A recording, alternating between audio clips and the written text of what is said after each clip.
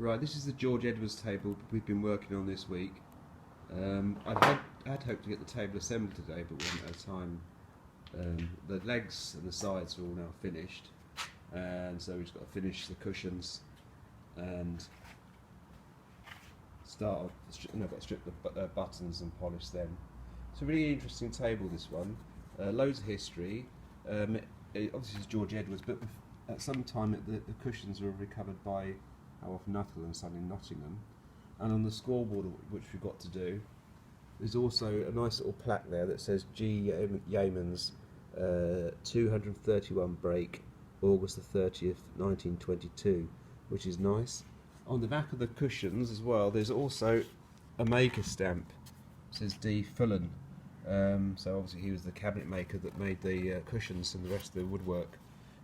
So it's a really lovely table, and I think it's going to look lovely when it's all put together. A bit dark in here, you can't really see, but it's quite a nice colour.